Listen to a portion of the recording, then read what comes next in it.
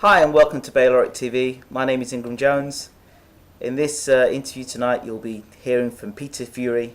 Spoke to him last night as he arrived in Newcastle at the hotel to talk about the latest updates from Team Fury and, most importantly, Eddie Chambers.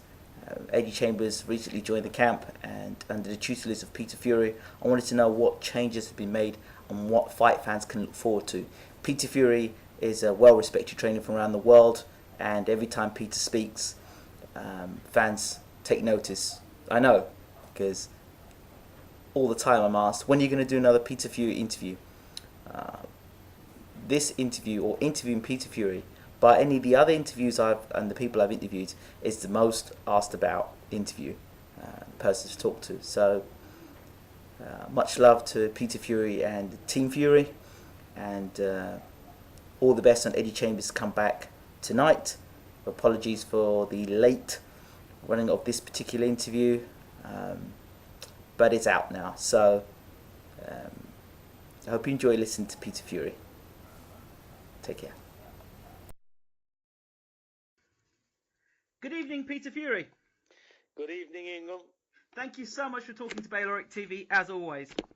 Yeah, always a pleasure. So how have things been? Yeah, things have been going good.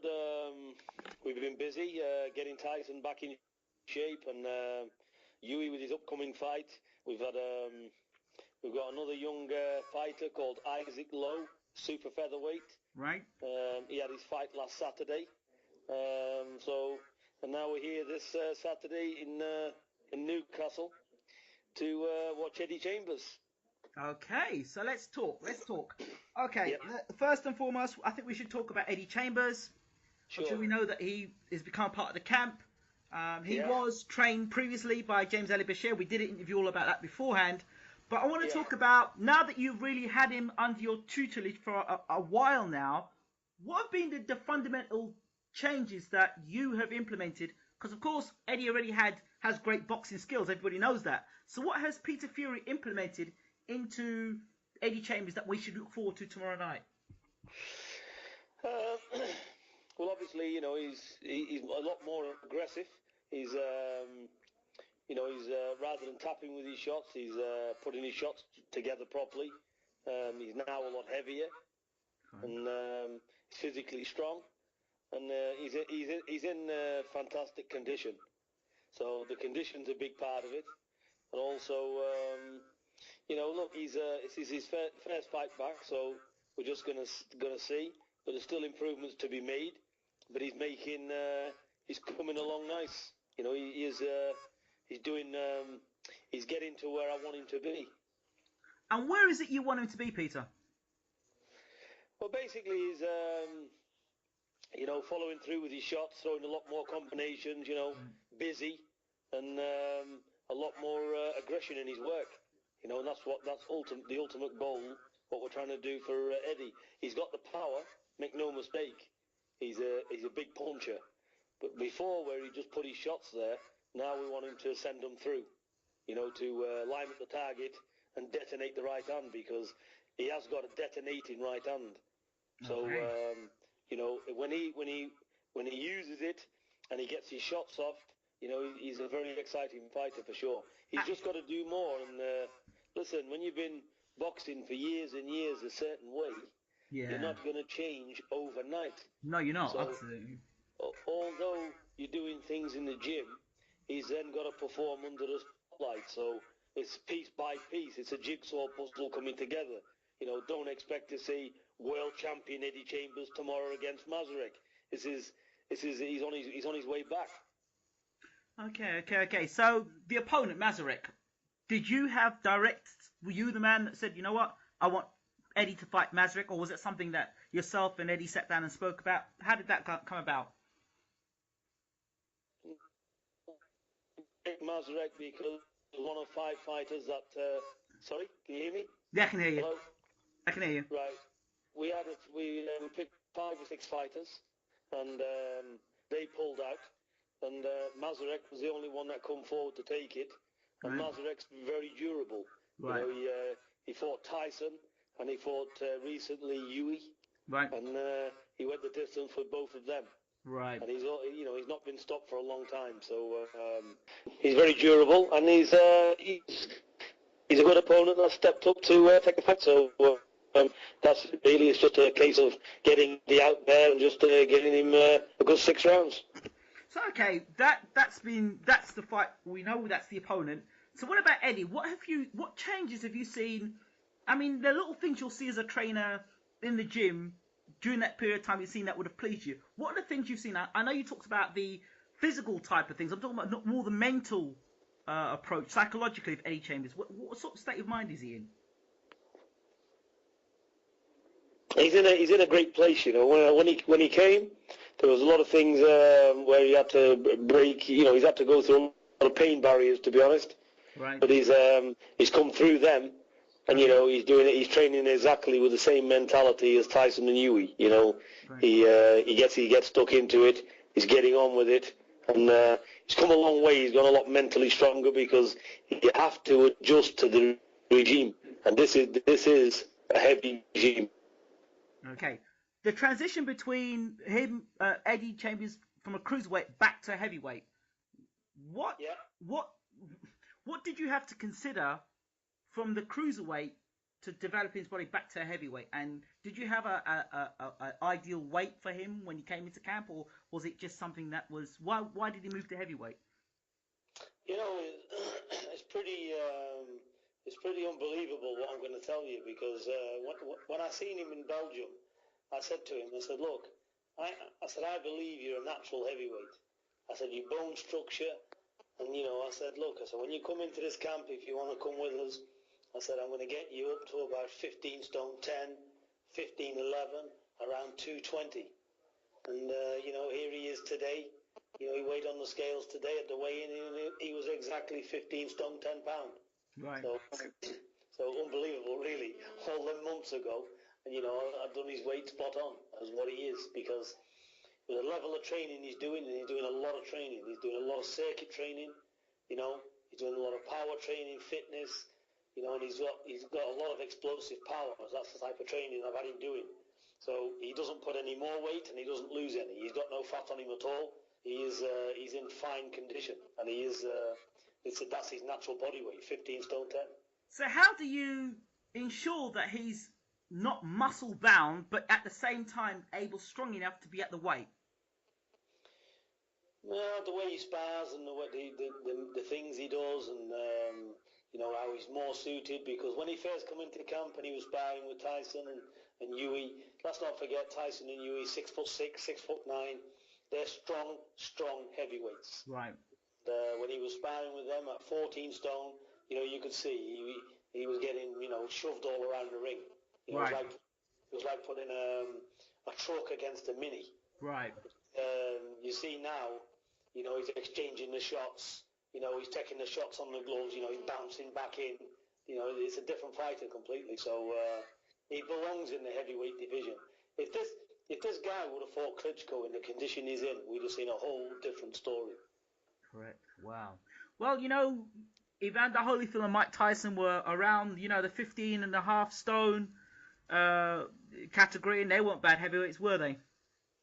Well, you know, this is it, and you know, it's all about you've got to be able to hit, you know, what you can land your shots on. And Eddie, we all know what Eddie's like. He's a very, very slick operator. You know, he's very, very hard to nail, and even when he does get nailed in sparring, you know, he seems to absorb the punishment very, very well. You know, he's a tough heavyweight. So I don't see the weight, the size being an issue. If anything, it's an advantage, but the way he moves, you know, so it's going to be interesting to see because he's got all the skill in the world. The only thing I need to see him busy. I need to see him sending his shots through the target, you know, and basically, you know, landing his shots with bad intentions. Right. And that's the thing that he's got to capitalise on. And there's other little things about, you know, getting in, you know, bending the legs down, you know, things like this, which is coming. But he's improved a hell of a lot from where he was.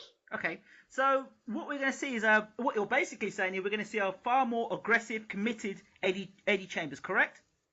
Yes, that's more or less what I'm saying. Yes, but with that, does that take away the other skills that Eddie had in terms of him being an evasive fighter? And does that mean he's going to be in the pocket more to get hit more? Absolutely not, no, because he's got speed, and with speed comes angles. I'm not one of these trainers where to send heavyweights in and out. It's all about hitting the target, not getting hit. Right. Boxing is a science, and Eddie's. I think everybody's going to be impressed with Eddie tomorrow. I don't see. I think it's going to be a very, very good performance. Certainly at heavyweight, people's going to see an Eddie Chambers that really looks like a genuine heavyweight. He's slick. He's got speed. He's got power, and he's got movement. Okay. And the main thing is he's not vulnerable like a lot of heavyweights where they get hit. They seem to move a little bit. He's a lot more solid. Sturdy. If this guy ups his work rate to where I want it, he's capable of winning a world title. Let's not forget, he's still only 31 years old. He's young for heavyweight. And he's got a vast lot of experience. The only trouble is, with him not having the right diet and things like this, he's more or less been surviving in there. Rather than commit, he's been like skating around, picking the shots here, there and everywhere. And that's not a winning mentality. That's more or less a survival mode where you're getting in there, you're not that fit, you got no power to keep these big guys off. So you've got to use your ultimate boxing skill to keep out the way. And listen, on a world level, that doesn't win fights. No, it doesn't. It doesn't. It's not good enough, really. Now he's got the power to mix it up, to push heavyweights off him, to stand there. He's as strong as any heavyweight. He's as bodily strong as Tyson. He's as strong as Huey. He's a big, strong heavyweight. He's 15 stone 10 of solid muscle, unfit muscle, sprinter's muscle. That's what he's got, because that's the kind of training he's been doing. Great. That's good news. Well, put it this way: an Eddie Chambers who's fit and strong and aggressive and ready is welcome to the heavyweight division for sure, because the more athletic, talented heavyweights they've got in a division which is starting to catch live, the better. Yeah, sure. But like I said, that's my ultimate aim for Eddie. Where he's let's have a look and see what he does tomorrow, because in the gym is one thing, under the shining light is another. So I'm the same as you and all the boxing fans out there. I'm excited to see what he does when it's for real. Okay, I want to ask a question. This thing about Ian Lewison, was that ever a fight that was going to happen between Eddie Chambers and Ian Lewison? Well, that fight, it's not been offered to me. There's been talk of this fight. It's not been offered to me. But if it gets offered to me, we'll take it. Right. Ian Lewison, he's not experienced. Eddie's on the world stage. He's an experienced kid. Right. For to Lewison if he wants that fight. But whoever's in line for Eddie Chambers next after Mazarek, sure. If it's Lewison, no problem. Look, he's above any English heavyweight. So Eddie Chambers is a world-class operator, so it's going to be interesting. Like I said, I'm going to gauge off this fight and see what he does. But if he does what I expect him to do, line any English heavyweight up there is, even the top prospects in the country, line them up, not a problem. Let me ask you this question. I bet you're glad you've got Eddie Chambers in your camp and not out there. Well, he's a dangerous heavyweight for anybody, because you don't know what's going to happen next with him. Yes.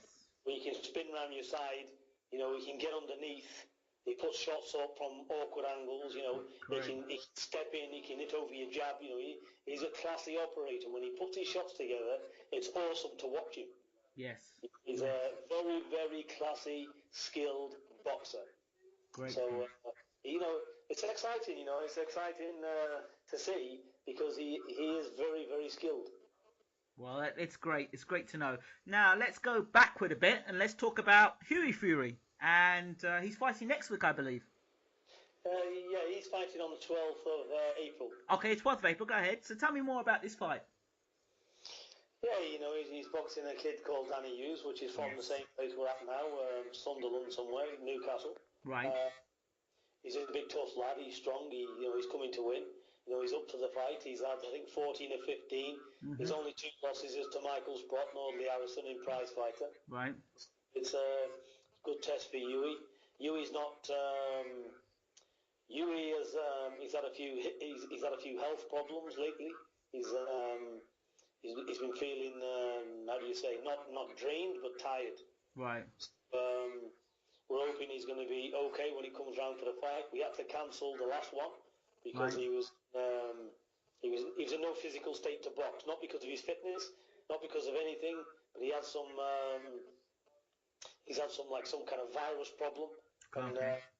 we've had to pull him out. So hopefully he's going to be ready for the 12th. Okay. Well, Danny Hughes has got quite a few supporters for this fight. Yeah, this is what it's all about. Huey's a young heavyweight. Yes. These are the type of fights that we want. People are not going to just fall over, but people who's coming to win, who's going to hit back. Because ultimately, I want my son to learn the fight game properly. And, the more he gets caught, the more he gets hit, then it shows what he needs to improve on. So I'm happy with these type of fights. I'm over the moon with Danny Hughes, and it's very good. So Huey's 19-year-old. It doesn't matter if he wins. It doesn't matter really if he loses. Ultimately, it's all about where he's going to end up. Okay. So you're, as his father, you're saying that you don't mind if he loses a fight? No, if he loses a fight, he loses it. This is a fight business. He's not invincible. He's 19-year-old. He's a big heavyweight with real talent. But at the end of the day, it's like anything else. Sometimes, who knows? I don't think he will get beat, to be honest. That's my opinion. Well, there. That sounds a bit better. Yeah.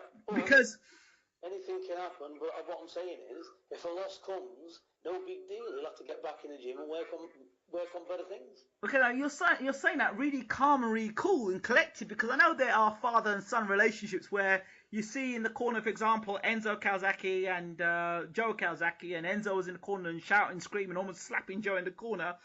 How's that relationship with yourself and Huey?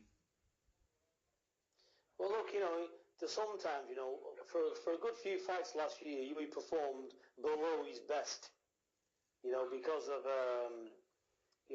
I've had him to specialists and they've had a look at him. Because he's so big and being so young, they've looked up and said, because he's growing and the level of training he's doing, it's making him, tired. It's distressing his body. But we've eased him off. He's coming back, and I'm sure he'll be okay. It's basically growing pains with you. When he's in his 20s, he'll be okay. It's just he's young.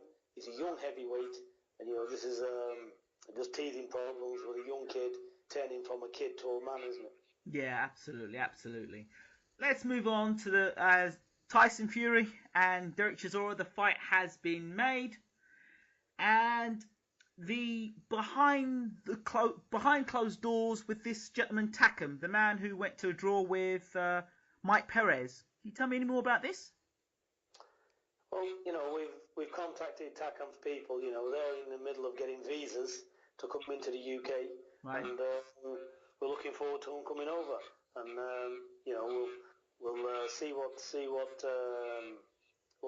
said, but nothing's been agreed or anything like that. So whether we feel Tyson needs a fight behind closed doors, and we'll see. But ultimately, for me, I don't think he does, because his timing. He's already in superb condition, Tyson. He's already on weight. He's 18 stone 7. Right. The same weight as he was coming in against David A. Right. So he's already on weight.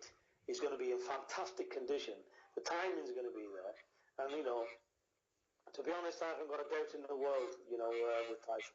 He's going to do, to be honest, Chisora's as good a test for Tyson out there as any heavyweight. Mm-hmm. He's going to come in super fit. He's going to come totally dedicated. He's going to come mentally focused where to avenge his loss. He's got a lot to prove. So we're going to see the best Derek Chisora. But in my view, as a trainer, as a professional analyst, I don't see what Chisora's got to bring that can dethrone Tyson, to be honest. Okay, I know there's been talk of a much smaller ring this time round to suit Derek. What are your thoughts on that? Well, that's got to be mutually agreed. If the ring's as big as a phone box, then obviously I'm not going to permit that. So we've got to be happy with the size of that ring as well. It's not just their call. Derek can't just have what he wants. But to be Okay. honest with you, Tyson's a very good inside fighter. He's a good body puncher as well. Right. So, Right. If it was a phone box, I don't think Tyson's going to be too bothered. Okay. But then sometimes you hear these things set out, and I wanted to ask you directly what the situation is. It's going to be a fair size ring. It's going to be a decent size ring, normal, and they can get on with it and get down to business. And but Tyson ultimately is going to be in the best shape of his life, and people's going to get a surprise when he comes out this time. The unpredictability which Tyson Fury has had in terms of, as he says himself, you never know quite what might happen when I come out to fight. How do you as a trainer handle that? Well, there's absolutely no problem with me, and he does exactly what he's told. I've said this before. He's a perfect young man to train. Right. Because the last fight, what he had, professional people know the job. He wasn't in superb shape. He was still in the middle of dropping weight, and but he was physically strong and fit. Because I won't send one of my fighters in the ring unless they're capable of doing 12 rounds. And Tyson, even his last fight with Joey Abel, he could have done 20 rounds. So it was just his physical shape. So this is where we are, and basically I told him after 2 rounds, go out and enjoy yourself and make a show of it, and that's what he done. So there's nothing to be gauged from his last fight. No. Yeah, of course there's leaks, of course there's openings, of course there's everything, but that's against Joey Abel. When Tyson steps up, wait and see what happens then, because the serious head's going to be switched on. There's going to be nothing taken to chance, and everything's deadly serious because it's high stakes. And when the chips are down, Tyson is a consummate professional. He's not so as erratic as people think he is. He's erratic because he knows that the level of opposition he's facing, he can get away with it. This fight, of course, Derek Chisora again. The 2 fights that I've seen Tyson go down in are against guys who are shorter than him, and the overhand right has been a punch. Cunningham threw it, and I can't remember the other guy that threw it. Pychek maybe, was it? I'm not sure. But through the overhand right, if anything in Tyson Fury's makeup, or he's been knocked down, he's been susceptible to the overhand right, it's the punch he doesn't see coming. What would you be doing in camp to ensure that punch is, because Chisora throws that a lot. He dropped Malik Scott with it, and he also dropped Kevin Johns with it, which is showing either increased power or in better technique. What are you going to do to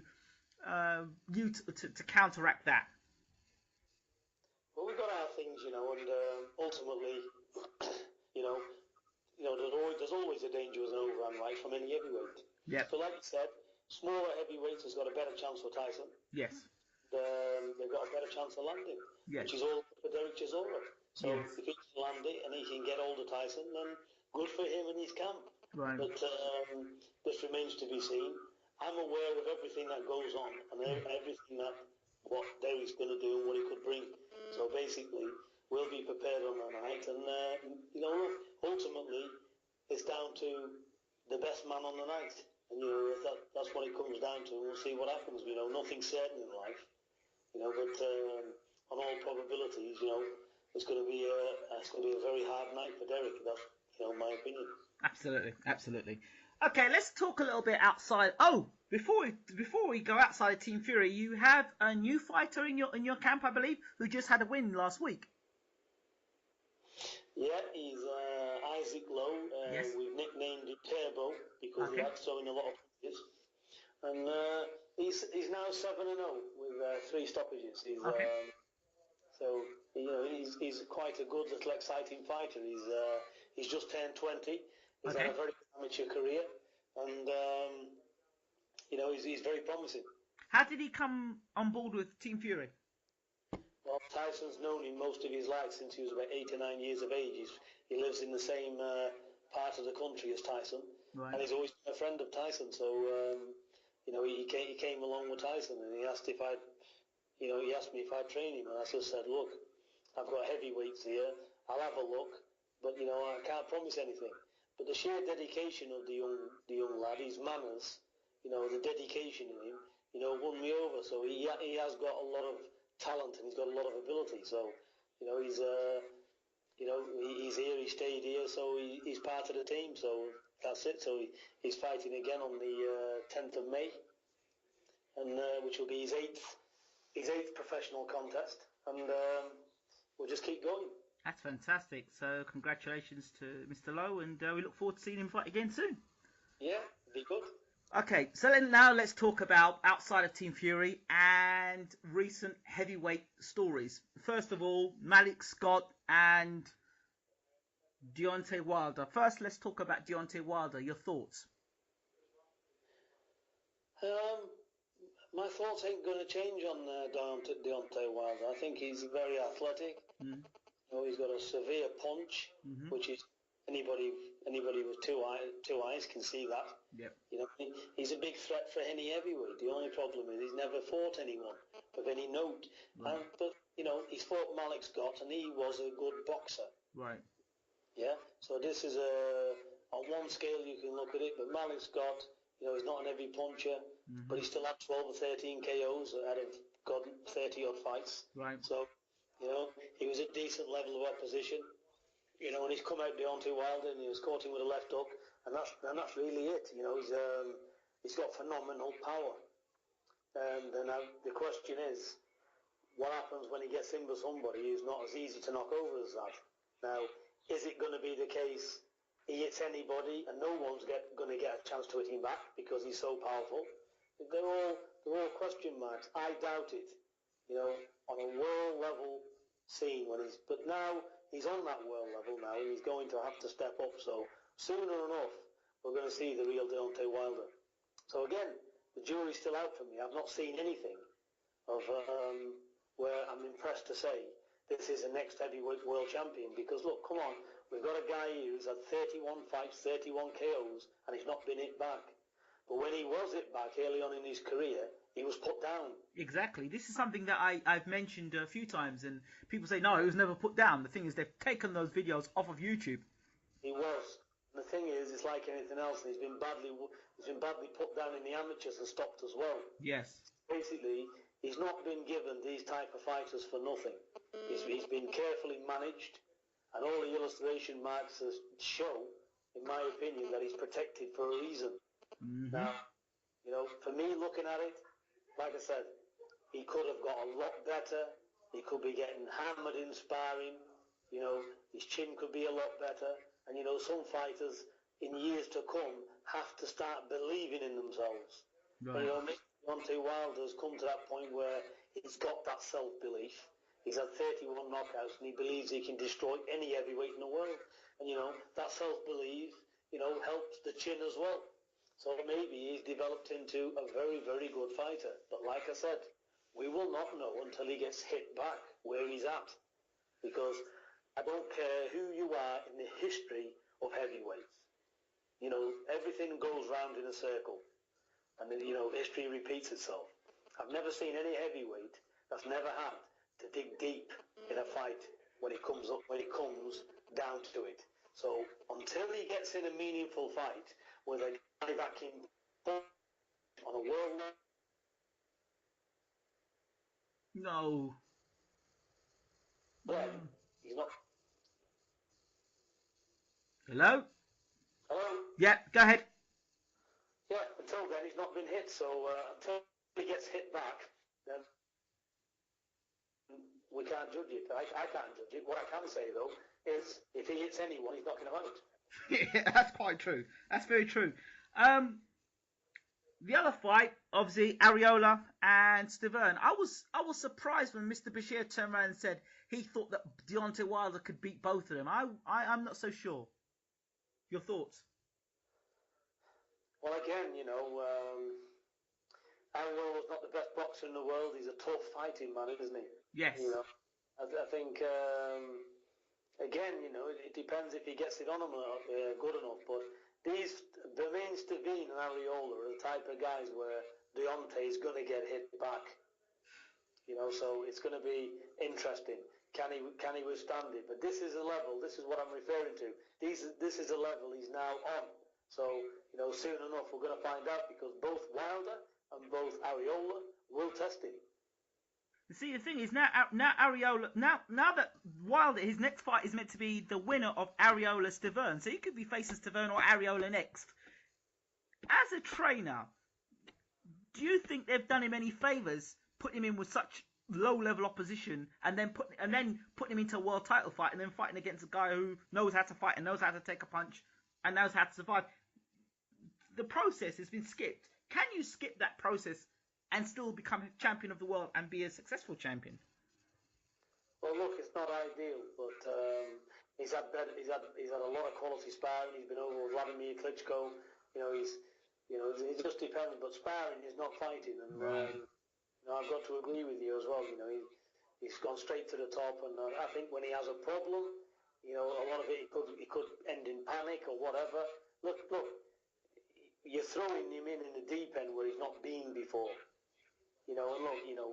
People don't fly planes, they don't drive cars, they don't swim in the sea if they've not done it before. And this is a case where he's going to step into world level and get it back. And what is he going to be like? Well, he doesn't know that himself, because he's never been in a fight like that. So this is what I'm saying. So it's a big test, and let's see if he can get through. Another fight that's been announced or about to get announced is Bryant Jennings and Mike Perez.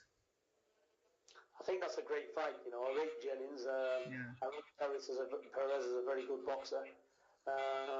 Perez, though, a lot of these Cubans, these heavyweights, they're lazy. Right. They don't put the work in the gym. They think they're unbeatable with the skill they've got. But you need more than skill. And maybe Jennings could be too fit to come down to that. Perez has got to be on his A game to beat Jennings. That's a close fight to call. At this present time, I'm going to edge Jennings to win it. I'm going with Jennings, and my going with Jennings is, I think Perez has had the much more decorated amateur career and pedigree. Thing is, though, his last fight against Abdul Salamov, what's his name? Mohammed, who he put into a coma. That fight, and I know he's had a fight since then, he didn't look impressive in that last fight. But psychologically, I remember when Eubank fought Watson the second time, and Watson obviously went into a coma. We all know what happened after that. Eubank was never the same fighter after that. Do you think Mike Perez may have those same issues? I don't know, but Carlos Takam's a very, very good fighter. Right. So I think styles make fights. Okay. So I'm not reading too much into it. He's up against it. Perez is a very good fighter. Right. I think Perez, if he's conditioned properly and he's dedicated and loves the sport, then he's going to be one to be reckoned with. He's right up there.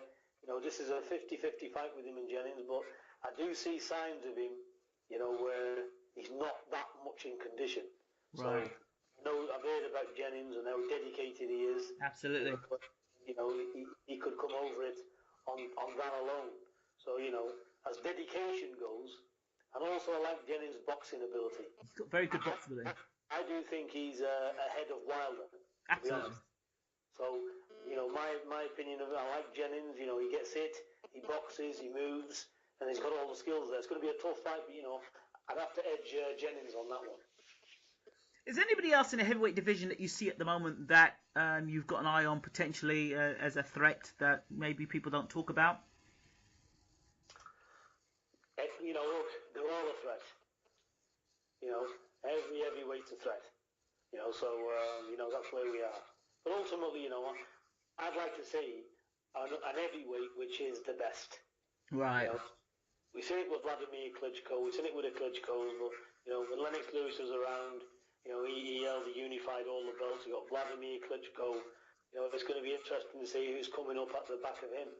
Vladimir Klitschko. So this is where we are. So, to be a world champion, you've got to have everything. You can have all the ability in the gym, and you can have the best boxing ability. If you're not dedicated and you don't put your whole life into it, then you're not going to be a reigning world champion.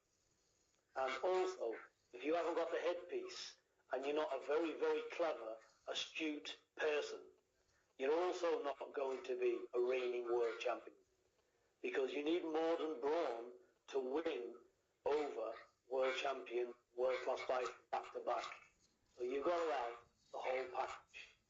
So this is why, Vladimir has got so much respect from people like myself, because the dedication's there, the ring craft is there, and you can just see how he's perfected his game over the years. Yes.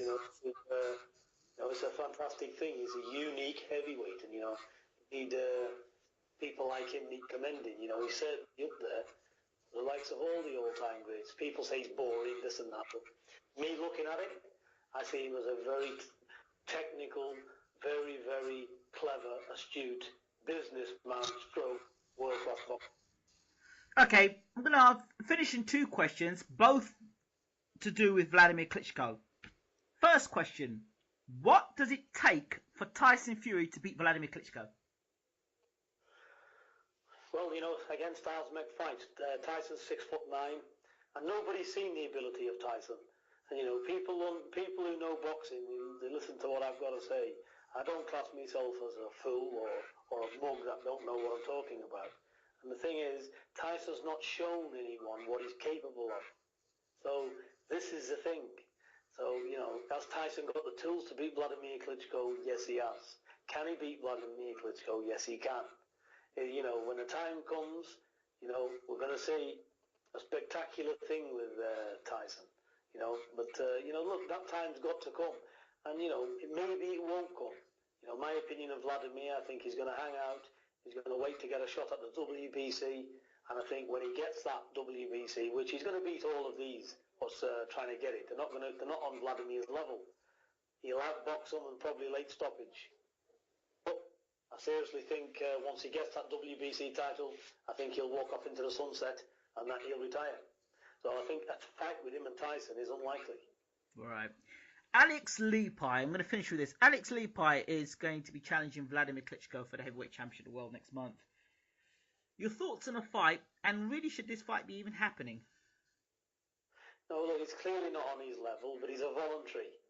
So again, it comes down to being a good businessman. If you can put 50,000 people in an arena and fight somebody like that, then great. It's a voluntary. He's a world champion, and he's earned his shot. And Leapai's got a puncher's chance.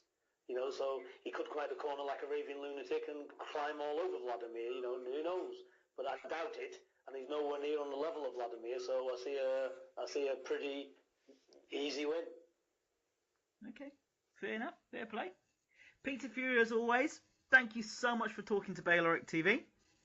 No, it's always a pleasure, and to the fight fans around the world, I hope they're enjoying the boxing, and we've got at least now we've got some good, exciting fights coming up. And over the next 12 months, I think, in the next 12 months, we're going to know exactly where we stand with all these heavyweights, all vying for this, these young talents. Let's see who's the best, put them in with each other, and let's just get the winner and know where we are and get somebody who can replace Vladimir, who's the real deal, because ultimately that's what we all need. It's about time, don't you think? Yeah, it is about time, money this, money that. Get in and have a fight, isn't it? I said to Tyson, let's just get the fight. Get in there, get it done. All this tapping around, picking this, picking that. That's what happens in boxing, and we're not seeing what we want to see. Absolutely, absolutely. Peter Fury, once again, thank you so much.